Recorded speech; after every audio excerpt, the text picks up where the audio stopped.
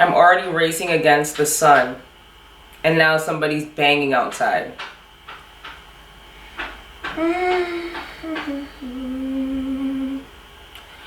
We gon' have to get through it.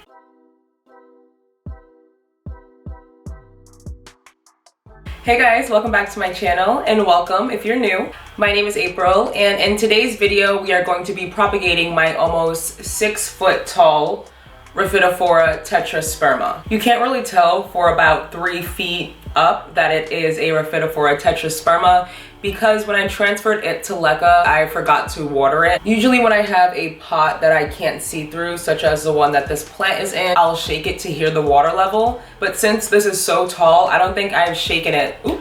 I don't think I've shaken the pot since I transferred it to LECA in my staking monstera with bamboo video. So there have been a lot of days where she has gone unwatered and I've had to pay the price for that. I think it would be best to propagate this plant to create a more full plant when I finally root the cuttings. So if that's something you're interested in, then just keep watching. I'm sure you've noticed already, but I did finish painting my living room and I freaking love it. I'm gonna cut the top off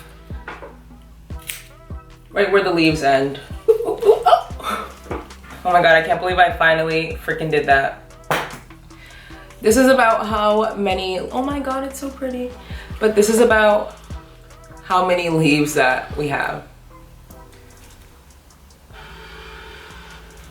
So we have about 1 foot of leaves, and literally the rest of this plant from here to the floor is all nodes. So we're gonna propagate those too. I am going to be water propagating at least the leaves. So I got this little jar that I'm gonna use for the cuttings we take for this. Let's start at the bottom.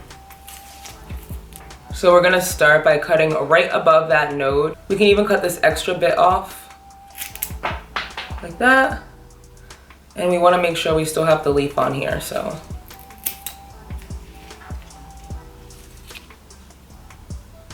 Like so. We are going to be using a rooting hormone this time because I'm not being lazy today. And just dip it in there. And it comes out purple and drippy. And then I'm just gonna plop him right in here. And that's our first water propagation. Then I'm just gonna do the same thing, cut off the excess, and then we're going to take that node propagation. We definitely want to make sure every cutting that we're taking has a node on it so that it's able to produce roots. Just dip that girl in there. I'm just gonna cut all of these up and then we can just dunk them at the same time.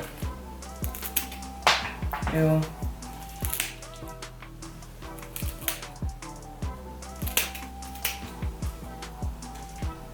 Guys, painting your walls is really no joke. Like, my hands are so sore.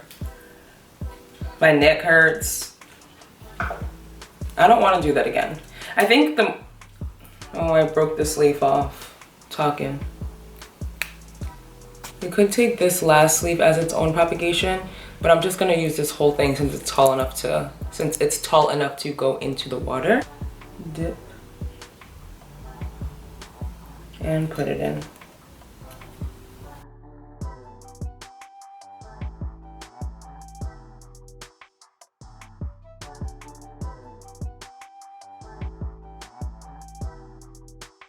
And boom, these are all the leaves that I had on my Rhaphidophora tetrasperma now being propagated in this cute little jar. I'm so excited. I can't wait until they take root so I can finally have a nice bushy full plant. So for the rest of this plant, like I said, it is all gonna be node cuttings. We are going to be using perlite. And that's all the perlite I have left. I am going to wet the perlite with some Dynagrow mix that we made in my last video. Yes, that was a node that fell in because I dropped that node in here earlier. That node already assumed its position, and that's basically what we're gonna be doing in this whole tray. So I'm just gonna cut the string off first. We're just gonna be taking it node by node. So this is a node right here.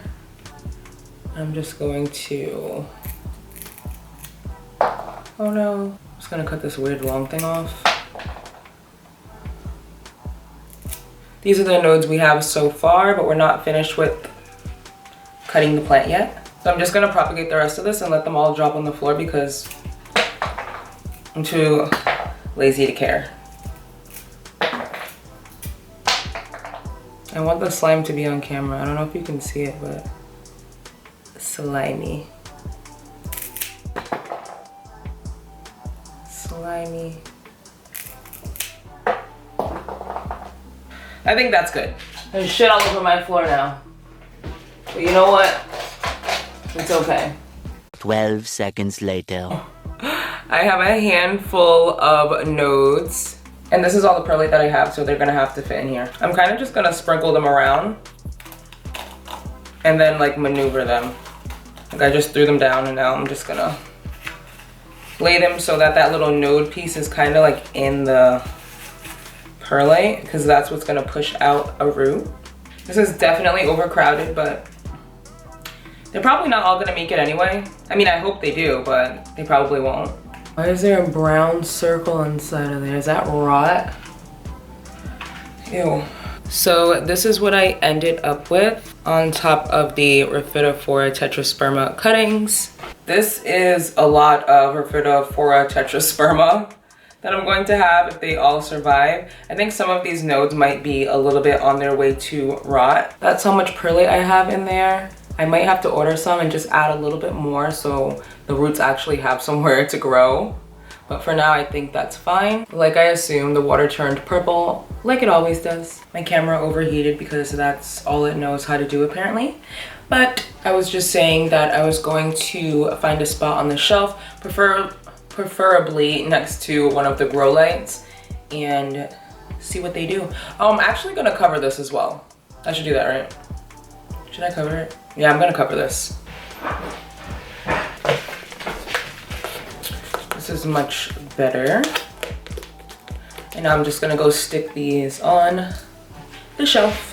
While I was at my shelf, I wanted to show you guys. Oh, never mind her. I already knew I was gonna lose this leaf when I first got her, if you guys don't remember me saying that. But this little guy has a new leaf coming out up here.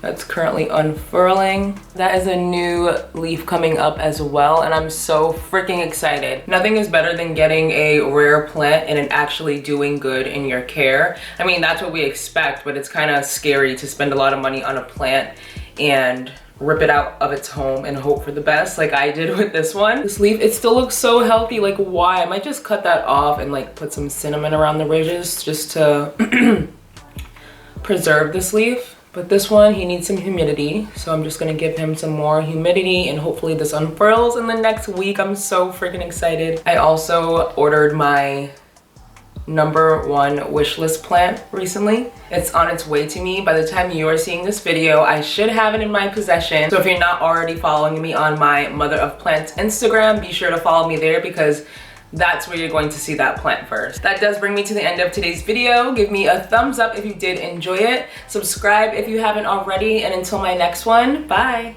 No, you're kidding, right?